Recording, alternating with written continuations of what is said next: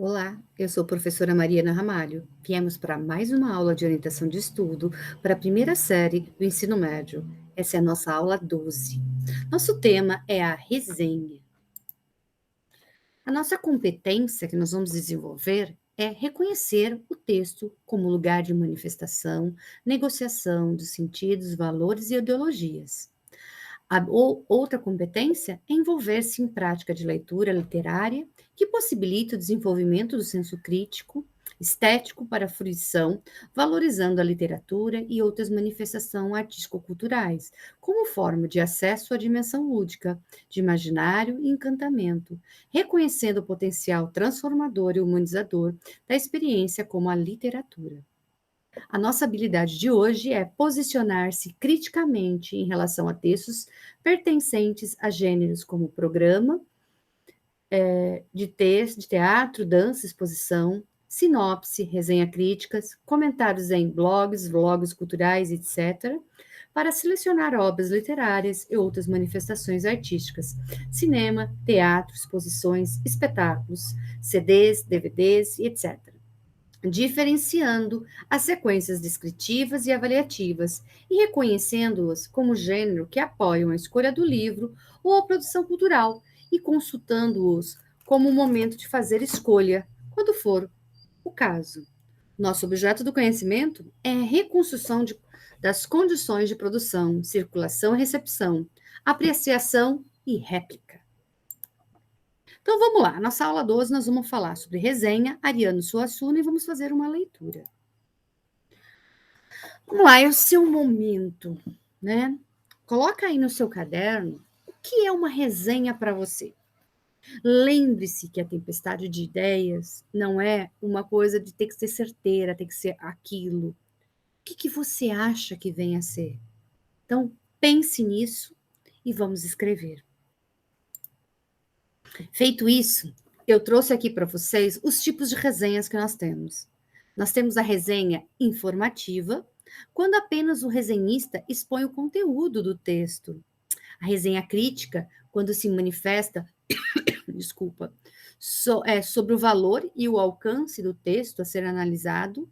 E a resenha crítica informativa, quando o resenhista expõe o conteúdo e tece os comentários sobre o texto a ser analisado. Então, vamos ver alguns exemplos? Para isso, nós vamos bater um papo aí sobre esse grande homem, Ariano Suassuna. Então, eu tenho aí 3 perguntas para você responder no seu caderno.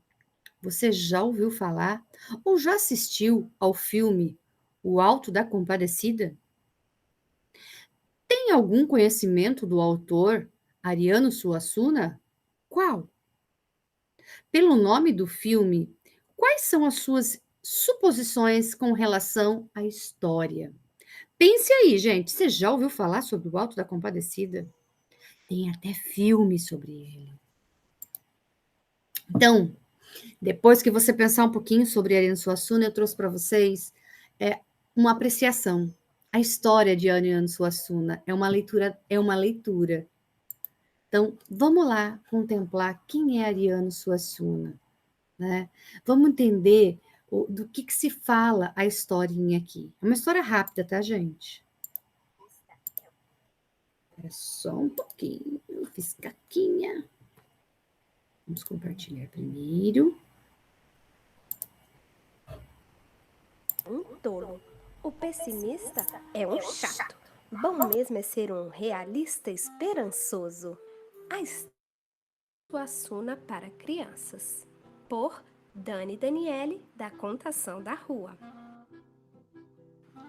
O pequeno Ariano, na Paraíba, nasceu, mas na fazenda Acauã foi onde ele cresceu.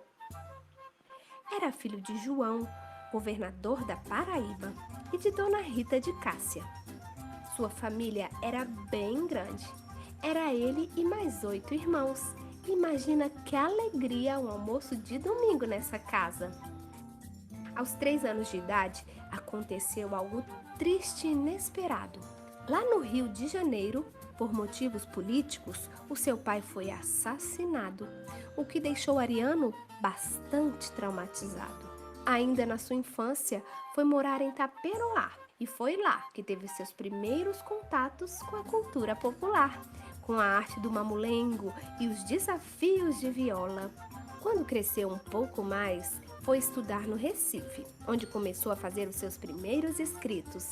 Formou-se como advogado e dividiu seu amor entre o direito e as artes, mas largou o direito para virar professor.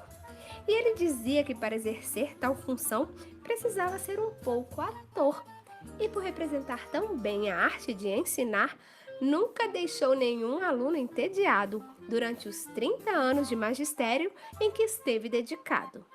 Foi um grande escritor, dramaturgo, romancista, um poeta, ensaísta, que muita coisa boa escreveu.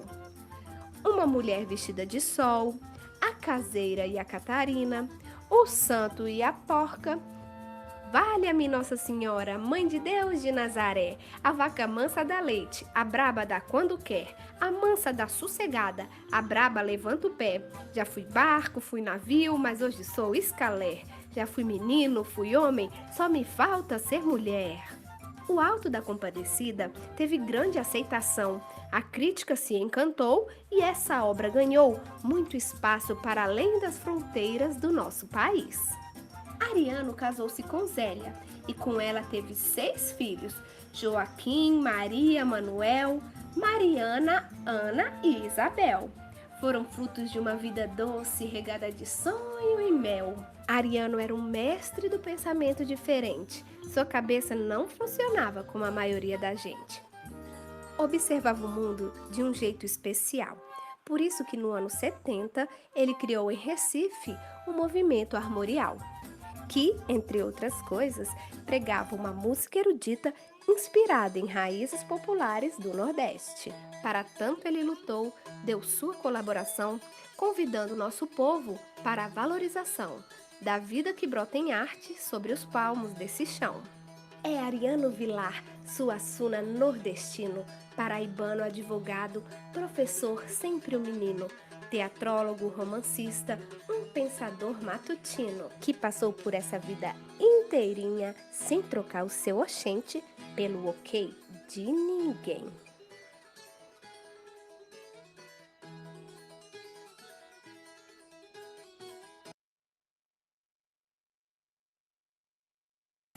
Então, olha lá, olha que legal, né? Essa leitura, uma leitura suave para contar um pouquinho sobre Ariano Suassuna. Então, nós vamos lá para o Alto da Compadecida. Então, gente, o Alto da Compadecida é um livro, né? E a parafrase desse livro é o filme, né? Passou por muito tempo, ó, tem até a fotinho aí para vocês do filme. Então, vamos fazer uma leitura. É importante nesse momento você estar aí com sua caneta marca-texto, ou um lápis de cor, uma coisa para fazer a técnica do grifo. Então, vamos lá. Vou dar um zoomzinho aqui para a gente enxergar melhor. Vai estar aí também, né, nos comentários, esse texto, tá? No comentário do vídeo vai estar esse texto que é para vocês acompanharem. Então, vamos lá. Essa é uma resenha, tá bom? Falar sobre uma grande obra não é tarefa fácil. A fórmula parece simples, a seca nordestina, como cenário, personagens sertanejos interpretados por ótimos atores, diálogos inteligentes e um clássico da literatura nacional como enredo. O diretor Guel, né, Arás, adaptou esse filme à peça teatral O Alto da Compadecida de Ariano Suassuna e obteve um sucesso surpreendente. A história gira em torno de 2 personagens, Chicó e João Grilo.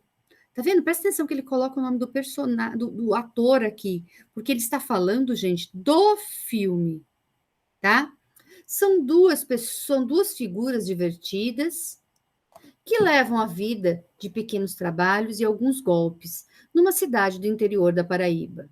Chicó é um contador de história, de pecados. Por outro lado, João Grilo possui uma lábia e consegue enganar a todos.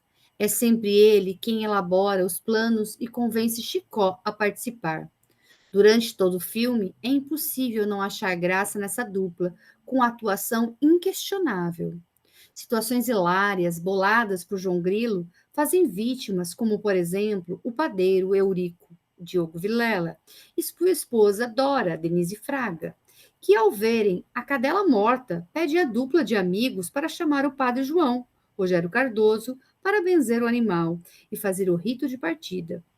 O sacerdote se recusa, mudando de ideia, apenas quando João Grilo utiliza de astúcia, dizendo que o dono do animal é o poderoso fazendeiro, o major Antônio Moraes, Paulo Goulart. A partir desse momento, é perceptível que a obra retrata o Brasil e suas classes, os trabalhadores pobres, Chicó e João Grilo, e a pequena burguesia, Dora e Eurico, a igreja, Padre João, e a classe política, o Major. Durante o filme, pode-se ver claramente como cada uma dessas figuras são retratadas, sintetizando a realidade brasileira, ou seja, a posição social decreta a dificuldade de resolver problemas e sair deles.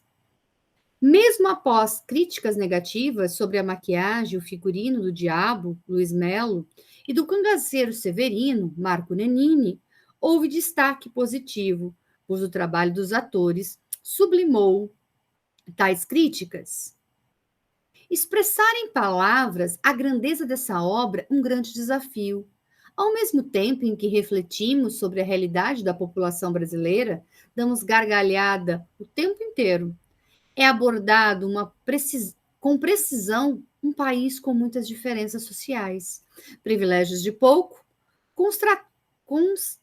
contrastado com o bom humor do brasileiro. Autora Aline Bueno de Camargo da Silva, professora de História.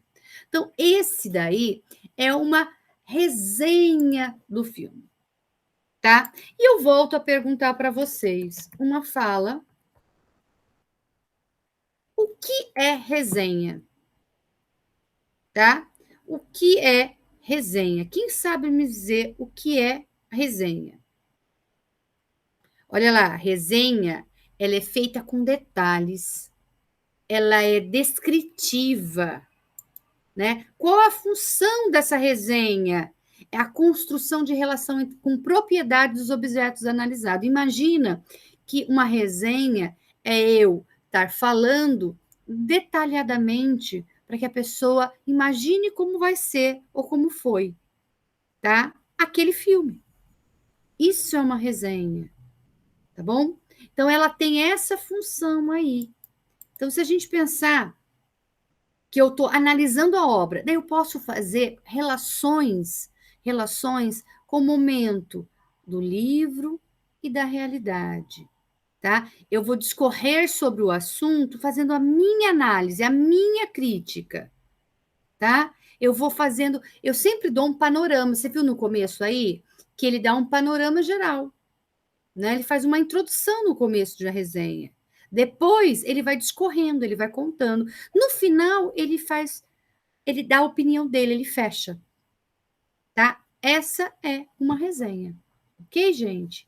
Então, essa foi aí para a gente estar falando um pouquinho. Na próxima aula, nós vamos continuar. Eu quero que vocês agora analisem a resenha que vocês estão vendo.